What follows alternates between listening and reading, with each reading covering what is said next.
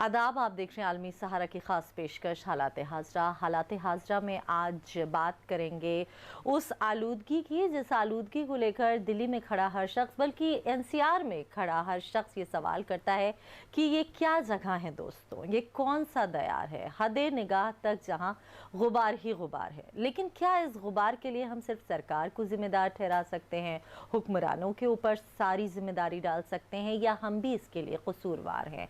या यूं कहा जाए जो अनाज हमारी ज़रूरत है और उसके बाद जो पेराली उसकी वजह से किसानों को जलानी पड़ती है, वो बाद में हमारे लिए मुसीबत का सबब बन जाता है। हर चीज़ों का अपना अपना कंट्रीब्यूशन है, किसकी क्या खामी है और कहां पर सुधार किस अंदाज में किया जा सकता है, इस पर बात करेंगे। आइए शुरुआत अपनी इस खास पेशकश की जिसका नाम है हालात हाजरा।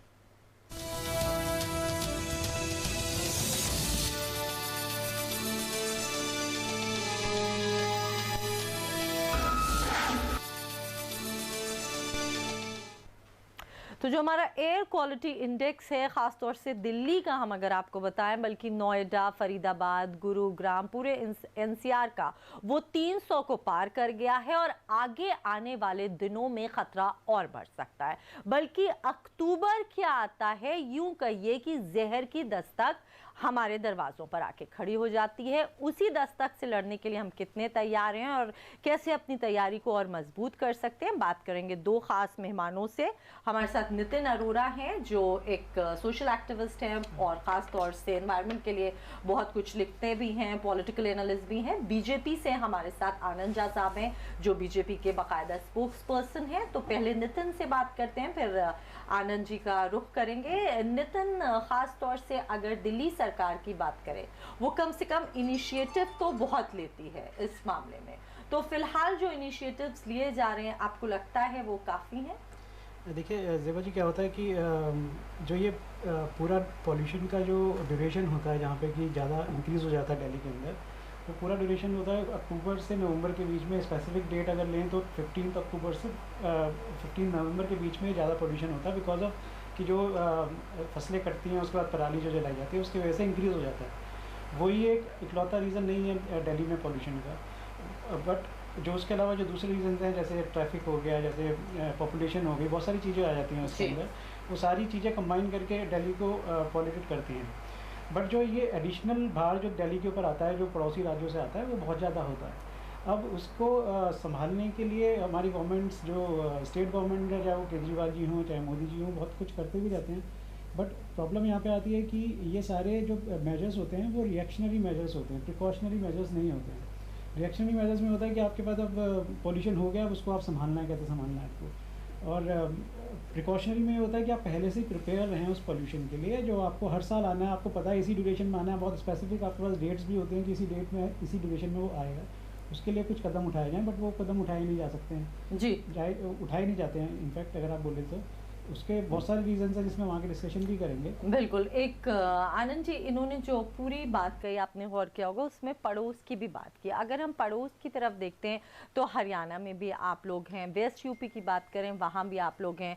तो जिस तरह से दिल्ली गवर्नमेंट या केजरीवाल सरकार जितना संजीदा है आलूदगी को लेकर, वो संजीदगी क्यों नहीं दिखती है आपकी स्टेट गवर्नमेंट से? नहीं, ऐसा नहीं है। आप जो है गलत दिशा में ले जा रहे हैं। हमारे गवर्नमेंट में संजीदगी नहीं दिखती है, इस तरह की बात नहीं ठीक है। देखिए, सबसे बड़ी समस्या जो है पूरी धरती पर में, पूरे ब्रह्मांड में आज पॉल्यूशन बड़ी समस्या है, और पराली उसमें एक फैक्टर है, या पॉपुलेशन बड़ा फैक्टर है पॉपुलेशन। लेकिन पब्लिक ट्रांसपोर्ट की व्यवस्था होनी चाहिए। पब्लिक ट्रांसपोर्ट दिल्ली में व्यवस्था चरमराई हुई है। वो तो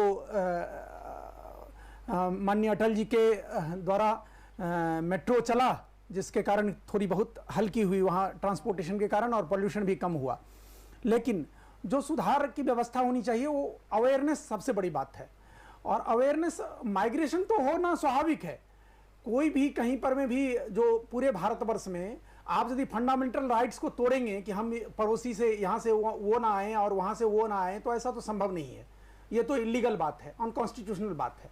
माइग्रेशन तो होगा ही, और बेहतरी के लिए लोग अमेरिका जाते हैं, लोग ऑस्ट्रेलिया जाते हैं, लोग दुनिया के बड़े से बड़े संस्थानों में पढ़ने के लिए जाते हैं। तो ये माइग्रेशन को और पॉपुलेशन शिफ्टिंग मैं को अपने सवाल को मुकम्मल कर दूं, मैं अपने सवाल को मुकम्मल कर दूं। जैसा आपने कहा कि मैं बहस को गलत दिशा में ले जा रही हूँ, मुमकिन है आपका सोचना अपनी जगह सही हो। मेरा सवाल सिर्फ ये था कि जितने इनिशिएटिव्स दिल्ली गवर्नमेंट लेती है जब से वो वकार में आई है, जब से वो इख्तिदार में यानी कि पावर में आई है, वो इनिशिएटिव्स आपके यहाँ की स्टेट गवर्नमेंट्स में नहीं दिखते हैं। माइग्रेशन की बात को लेके मेरा कोई कमेंट नहीं था, लेकिन ओवरऑल इस बात को क्या हम मानेंगे कि कम से कम आलूदगी के मामले में हमें केजरीवाल सरकार की तारीफ करनी चाहिए या नहीं? नहीं, मैं आप क्या चाहती हैं कि खेती बंद हो जाए? पश्चिमी उत्तर प्रदेश में लोग धान और गेहूं उगाना बंद कर दें, हरियाणा में लोग खेती करना बंद कर दें, दिल्ली का सेल्फ सफिशिएंट ग्रेन जो है प्रोडक्शन हो पाता है और हो पाएगा। डिपेंडेंसी अगर मतलब किसी चीज़ को लेके दिल्ली पर में है तो निश्चित रूप से अन्य चीज़ों को लेके अन्य राज्यों पर में भी डिपेंडेंसी होती ही है। हर राज्य अपने आप में सेल्फ सफिशिएंट नहीं होता है, इवन कोई भी देश अपने आप में सेल्फ सफिशिएंट नहीं होता है।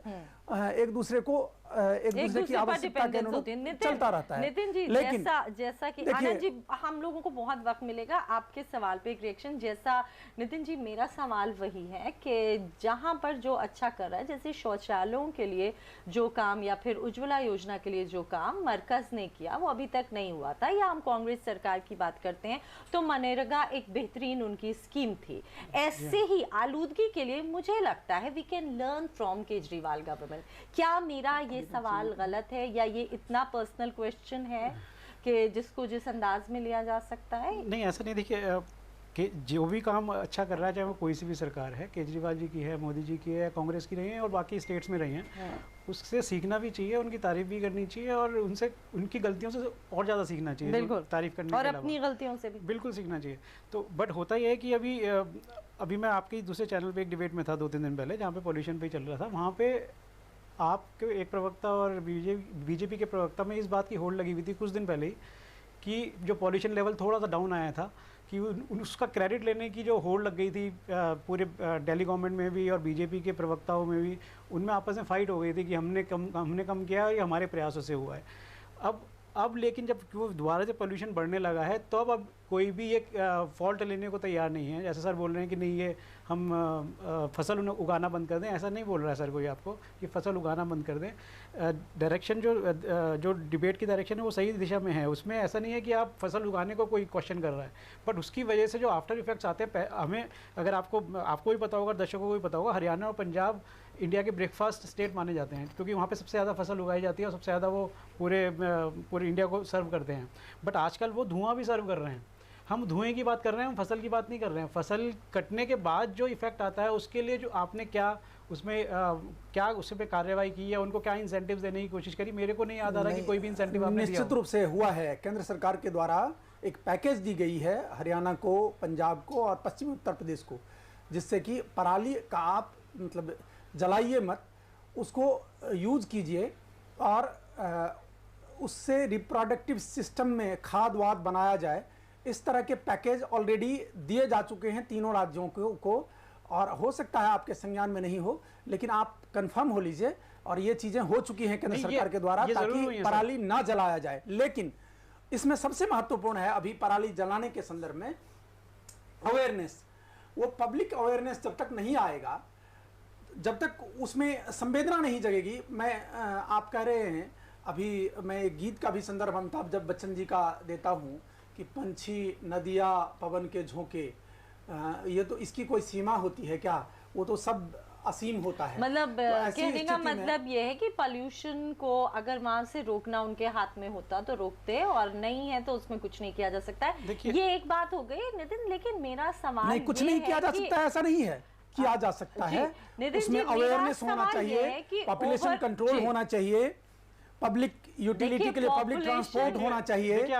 उसके बाद आप पॉपुलेशन माइग्रेशन के लिए भी इन्होंने बात किया, तो मैं आपको बता दूं, माइग्रेशन के लिए अगर डिफरेंट पॉकेट्स में पूरे भारतवर्ष में इंडस्ट्रीज डेवलप हो जाते हैं, जिस पर में हमारे प्रधानमंत्री जी ने 100 जो है स्मार्ट सिटी डेवलप करने की बात किया। हाँ जी, और हाँ जी, बहुत बढ़िया, बहुत बढ़िया। और सारे लोग मजाक उड़ाने लगे। सब बहुत उम्दा काम करते हैं, वो आपसे जरूर जानेंगे नितिन। लेकिन ओवरऑल जो एक कमी हमारे सिस्टम में आई है, हमारे सिस्टम में मतलब जिसमें मैं, आप और हम सब इंक्लूडेड हैं, हम सुनना नहीं चाहते हैं, या कोई सवाल होता है तो हम चीज़ों को लेकर बहुत पर्सनल हो जाते हैं, ऑफेंडेड फील करते हैं। तो ऐसे नहीं लगता है कि हमारी ग्रोथ हर लेवल पे रुक जाएगी? आप मेरा सवाल समझ रहे हैं जो मैं कह रही हूँ? बिल्कुल रुक जाएगी, क्योंकि आप एक तो किसी भी चीज़ पे आगे बात करने के लिए सुनना बहुत ज़रूरी है, बट पॉलिटिकल डिस्कोर्स में ये हो गया है कि आप लोग जो भी पॉलिटिकल पार्टीज से कनेक्शन में आते हैं वो सारे बोलना बहुत अच्छा जानते हैं, बट सुनना बिल्कुल नहीं जानते हैं। वो छोटे से लेके वो बड़े लेवल तक है, वो मन की बात बहुत करते हैं, बट वो सुनने की बात नहीं करते हैं। अब इसमें इशू नहीं, मैं रोकना चाहूंगा, सुनिए नहीं, सुनिए, मैं इस पर भी आपको बता देता हूँ कि वो मन की बात जो है वो जनता के मन की बात होती है और वही सुनाई जाती है। वो आप इस पर में कटाक्ष मत कीजिए।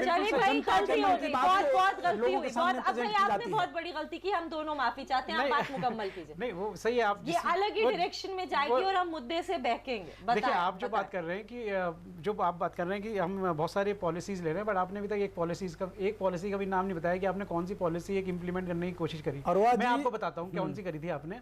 बीजेपी गवर्नमेंट ने, स्टेट गवर्नमेंट, सेंट्रल गवर्नमेंट ने एक एनसेप करके प्लान बनाया था, जो नेशनल क्लीन एयर पॉलिसी थी। ये 5 साल पहले के आसपास बना था, जिसमें उन्होंने एक पूरा प्लान लाया कि इंडस्ट्रीज़ को इन्होंने गाइडलाइंस जारी करी कि उनको अपने पॉल्यूशन पे, जो उनके इंडस्ट्रीज़ के थ्रू होता है, जो कि बहुत बड़ा है, जो कि एक बहुत बड़ा पॉल्यूशन का सोर्स है, उनको अपने करेक्टिव मेजर्स लेने थे। बट उसमें खामी ये रही कि ना तो उन्होंने कोई टाइम बाउंड ड्यूरेशन दी उनको, ना स्पेसिफिक टारगेट्स दिए।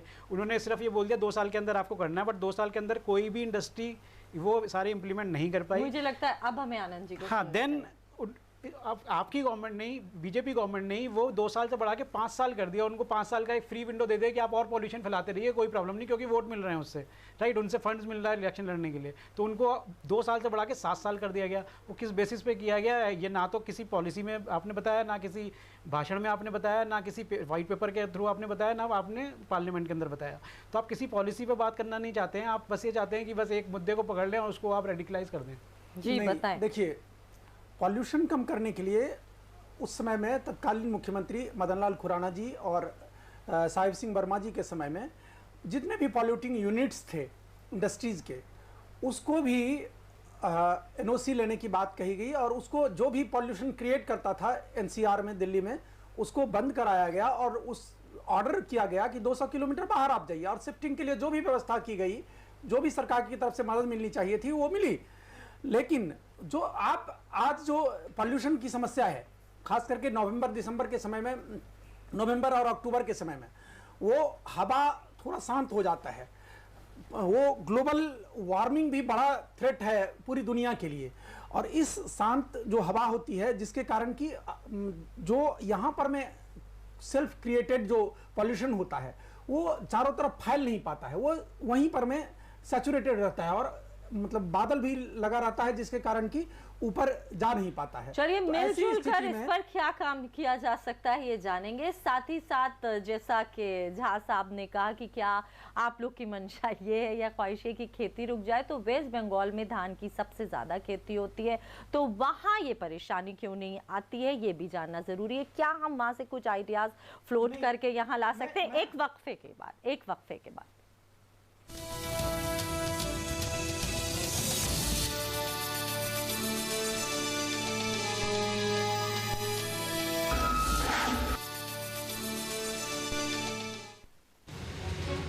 न्यूज चैनलों के दौर में कहां खड़ा है प्रिंट मीडिया? खास प्रोग्राम में हम अखबारात का जायजा लेते हैं।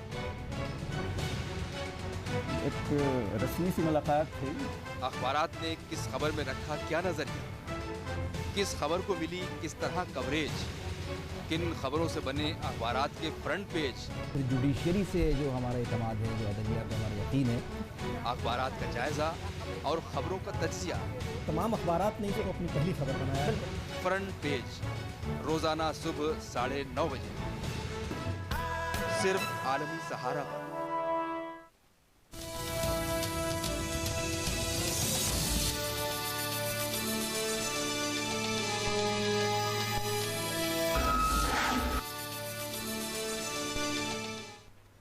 तो बात पोल्यूशन की हो रही है, हमारे साथ बीजेपी से अजय झा हैं और साथ ही सोशल एक्टिविस्ट और एनवायरमेंटल एक्सपर्ट माफ कीजिएगा आनंद झा साहब हैं और एनवायरमेंटल एक्सपर्ट नितिन अरोरा हैं। पोल्यूशन ही क्या, पोल्यूशन के लिए जिम्मेदार क्या पॉपुलेशन ही है? इस पर एक रिएक्शन नितिन का, फिर आनंद साहब का रुख करेंगे। नितिन देखिए, एक कोई फैक्टर ऐसा आप ये नहीं कह सकते कि यही एक फैक्टर है जिसकी वजह से कोई प्रॉब्लम क्रिएट हो गई है। पॉपुलेशन एक फैक्टर ज़रूर है, बट मैं आपको चाइना का एग्जांपल देना चाहूँगा जो कि वर्ल्ड लार्जेस्ट पॉपुलेशन के साथ है। 2012 से 2017 के बीच में चाइना के पोल्यूशन के अंदर जो रिडक्शन हुआ है दैट इज़ 30%। 30% एक बहुत ह्यूज अमाउंट है पोल्यूशन को कम करने का। उन्होंने भी एक तरीके से कम किया, उन्होंने भी सिस्टमेटिक तरीके से किया और उसमें दो ही चीज़ें जो उनकी बहुत पॉलिसीज़ के अंदर बहुत स्पेसिफिक थी। एक तो उन्होंने टाइम बाउंड प्लान लेके आए वो, और एक स्पेसिफिक टारगेट्स के साथ लाए, और स्पेसिफिक टारगेट्स उन्होंने पकड़े कि इस टारगेट को इस तक यहाँ तक ख़त्म करना है। तो उन्होंने दो चीज़ों के साथ 30% रिडक्शन कर दिया 5 साल के अंदर। जी। इंडिया में क्या प्रॉब्लम है कि वो ना तो इस टाइप के कोई स्पेसिफिक टारगेट्स लिए जाते हैं। मैं मोदी जी की तारीफ़ करता हूँ इस बात पे कि वो बहुत अच्छे टारगेट्स सेट करते हैं और उनका जो मुद्दा होता है बहुत अच्छे से पकड़ते हैं वो। जैसे वो सारे इलेक्शंस के अंदर एक टारगेट देते हैं अमित शाह जी भी और मोदी जी भी कि अब की बार इतने की सरकार, अब की बार इतने वोट, और अब की बार इतने। ये तो देखिए इन्होंने 100 वाला क्वेश्चन राइट। तो अब वो जब इतने तरीके से स्पेसिफिक टारगेट्स और वो अचीव भी करते हैं, मैं उनकी तारीफ करता हूँ जो वो टारगेट सेट करते हैं वो अचीव करते हैं, बहुत अच्छी बात है। जब वो इस तरीके की उनके पास एक मशीनरी है जो कि एक टारगेट को सेट कर सकती है और उसको अचीव कर सकती है, तो फिर वो पॉल्यूशन के अंदर एक टारगेट स्पेसिफिक क्यों नहीं जा सकते हैं? मेरे को ये बात अभी तक समझ नहीं आ रही है। और एक सवाल आनंद जी, एक सवाल ये कि जो आप लगातार हम सब पॉपुलेशन की बात करें तो खास तौर से नवंबर, दिसंबर और अक्टूबर में ही पॉपुलेशन को लेकर क्या इतनी ज्यादा परेशानी खड़ी हो जाती है? निश्चित रूप से मैंने पहले भी कहा जी कि इस समय में हवा की गति मंद पड़ जाती है, और हवा की गति मंद पड़ने के कारण चारों तरफ जो पोल्यूशन रहता है वो स्टैग्नेंट हो जाता है और वहीं घूमता रहता है, फैल नहीं पाता है, जिसके कारण कि स्पेसिफिक प्लेस जैसे दिल्ली एनसीआर में समस्या होती है। और आपने प्लान की बात किया तो वो मैं समझा देना चाहता हूँ कि 130 करोड़ जो लोग हैं उनके घरों में पहले चूल्हे जलते थे, जो पोल्यूशन का एक बड़ा कारण हुआ करता था, और माननीय प्रधानमंत्री जी ने उज्ज्वला योजना लाकर उस चूल्हे को कमोबेश बंद कर दिया है। दूसरा लीजिए ग्रामीण विद्युतीकरण, माननीय प्रधानमंत्री जी ने निर्देशित किया कि पूरे भारतवर्ष के कोई भी गांव जिसकी आबादी 500 से अधिक है बचना नहीं चाहिए। और मैं 500 की बात छोड़ दीजिए, छोटे जो टोले हैं 200-150 आबादी वाले, वहां भी इलेक्ट्रिफिकेशन हो चुका है।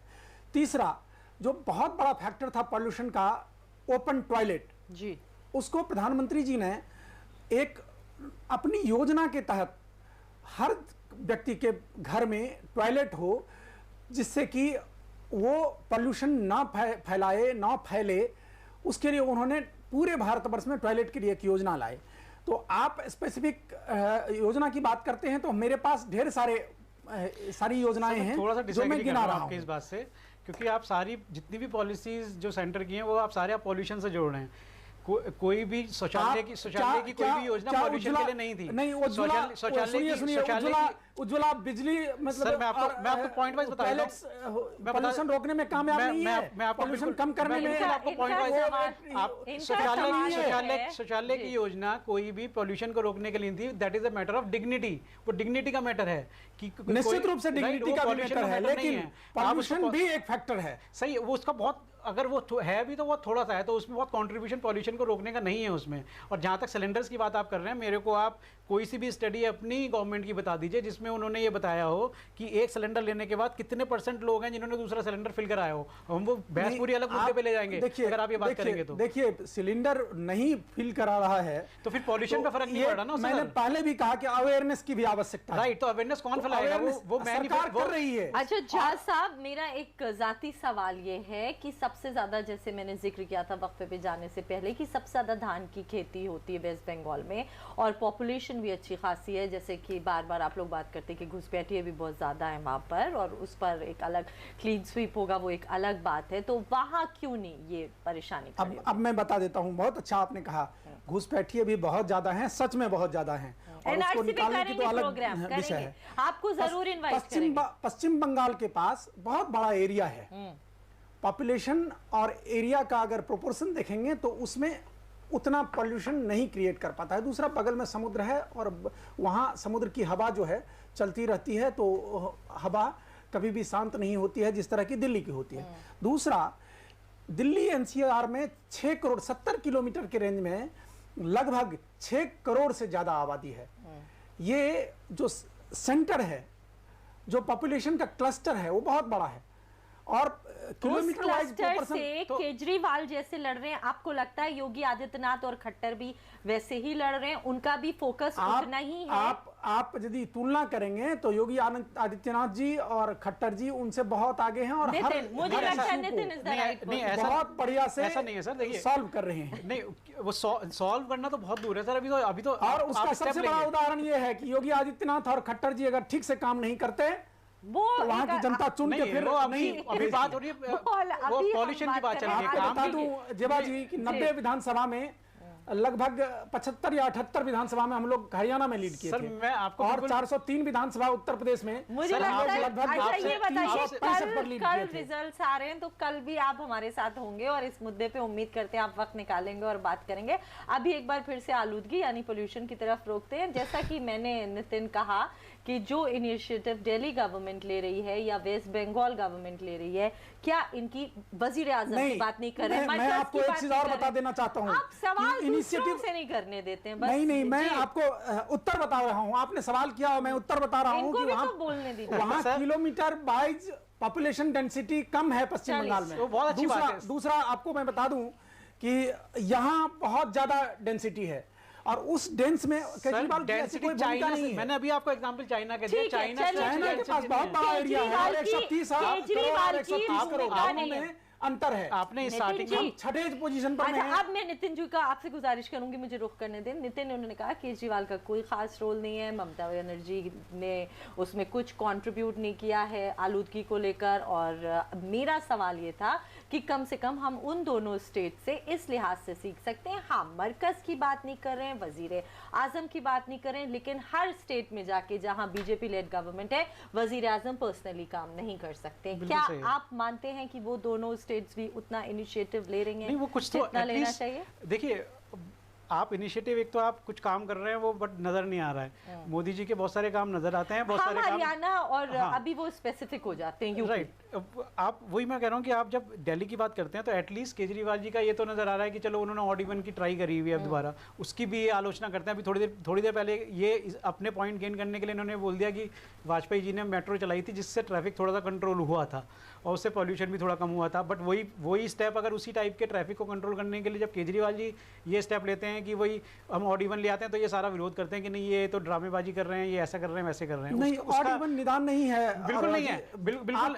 सॉल्यूशन आपके पास ऑड इवन है, नहीं, बिल्कुल नहीं है। मैं इससे सहमत नहीं हूँ। मैं बिल्कुल मैं नहीं कह रहा हूँ कि सॉल्यूशन है। जिसके पास अमीर, आप सुनील अरोड़ा जी जैसे व्यक्ति के पास तो 5 गाड़ियां हो सकती हैं। जो गरीब आदमी है, आम आदमी पार्टी हमेशा क्लेम की है कि गरीबों की सरकार है, और जिसके पास एक गाड़ी है उसके लिए ऑड इवन में उसके बच्चे भी मांग रहे हैं, उसके बच्चे को स्कूल ले जाना है, कैसे वो ले जाएंगे? मेरा सवाल वहीं रह जाता है, आपको एज एन एक्सपर्ट क्या दिखता है? इनिशिएटिव लैक करता है इन दोनों स्टेट्स में? इनिशिएटिव लैक करता है, और इनिशिएटिव लेने के लिए आपको कम्युनिकेशन करना पड़ेगा। इनिशिएटिव तो आप तभी लेंगे ना जब आप सरकारें आपस में बात ही नहीं कर रही हैं ना, स्टेट गवर्नमेंट से, सेंट्रल गवर्नमेंट तो किसी से बात ही नहीं करना चाहता आजकल। तो वो जब बात ही नहीं करेंगे किसी स्टेट गवर्नमेंट से, और बार बार ये हर एक इलेक्शन में ये एक दलील दी जाती है कि स्टेट में भी सेम सरकार हो और सेंटर में भी सेम सरकार हो तो वो अच्छे कॉम्बिनेशन के साथ काम करती है। बट ये कॉम्बिनेशन यहाँ पे क्यों नहीं बन पा रहा है खट्टर जी के साथ मोदी जी का, कि वो वहाँ पे पॉलिसी ले आए कुछ उसके, और वो एक अनाउंसमेंट करें किसानों के इंसेंटिव्स के लिए कि आप पराली नहीं जलाएंगे तो आपको इतना इंसेंटिव दिया जाएगा, आपको ये सारे प्रोसीजर दिए जाएंगे। ऑलरेडी इसके लिए पैकेज नहीं हुआ है सर, हो चुका है। जब आप कंफर्म कर लीजिए, ऑलरेडी पैकेज जरूर हुआ है, अनाउंसमेंट जरूर हुई है, बट वो निश्चित रूप से अगर होता तो वो 2 दिन पहले, हरियाणा में सरकार चुनाव चल रहा है, लेकिन पहले ही इसके लिए फंड्स भी डिस्बर्स कर दिए। चलिए 10 सेकंड का एक लास्ट रिएक्शन। अजय जी, क्या लगता है हम कैसे साथ मिलकर लड़ाई लड़ सकते हैं? Anand ji. Population control, public transport growth, public awareness और कंसेंसस अमंग ऑल, कि सिर्फ जेबाजी नहीं, मतलब गंदी हवा अगर लेते हैं तो सांस लेती हैं। बिल्कुल, इसमें हर कोई भारतीय या पूरे ब्रह्मांड के लिए बहुत आवश्यक है। और जल भी साथ साथ, आपने तो सिर्फ अभी धुआं की बात किया, ऑक्सीजन की बात किया, मैं जल के लिए भी कहता हूं कि एक एक व्यक्ति भारत का और पूरी दुनिया को हम अच्छी हवा दे सकें, अच्छा पानी दे सकें और मतलब सही वातावरण दे सकें। क्लाइमेट बहुत बड़ी समस्या है पूरी दुनिया में। जी आप बताएं। देखिए, मैं पॉलिटिकल पर्सन तो हूँ नहीं और मैं इतनी जैसे सर ने बहुत आइडियोलॉजिकल बातें की हैं वो मैं कर नहीं सकता हूँ। मैं आपको सिंपल सा तरीका बताता हूँ इसको सही करने का।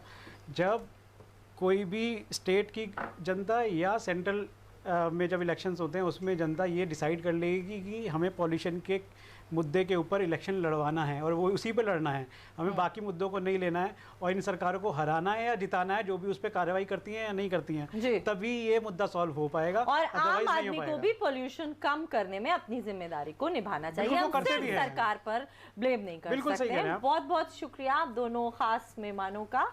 आनंद झा जी आप हमारे साथ जुड़े और नितिन अरोरा जी आप भी। और आनंद जी आपसे माजरत चाहते हैं, एक आध बार गलती से मैंने आपको अजय जी का, लेकिन जैसा आपने कहा कि अभी आपकी जीत होने वाली है और उसके बाद हम उम्मीद करते हैं आप हमारे लिए वक्त निकालेंगे चुनावी चर्चा में। निश्चित रूप से जेबा जी। जी तो हमने बात ऐसे भी हम साथ हैं, मैंने कब तो कहा कि हम लोग तो एकात्मवादी लोग हैं। जी हम सब साथ हैं और ये समस्या, ये परेशानी भी ऐसी कि हम चाह के भी इसमें एक दूसरे से अलग नहीं हो सकते। बहुत खूबसूरत बात कही आनंद जी ने कि वो जहर हमें भी पीना पड़ रहा है, आपको भी पीना पड़ रहा है, तो क्यों ना उस जहर को इस तरह से अमृत में तब्दील किया जाए और नीलकंठ बनकर सब सामने आए। तो उसके लिए बार बार जैसा मैं कह रही हूँ कि सिर्फ सरकार से क्वेश्चन करना ठीक नहीं है, सरकार जो कर रही है उसमें आम आदमी की भी पूरी बराबरी और हिस्सेदारी की जरूरत है। दीजिए इजाजत, आदाब।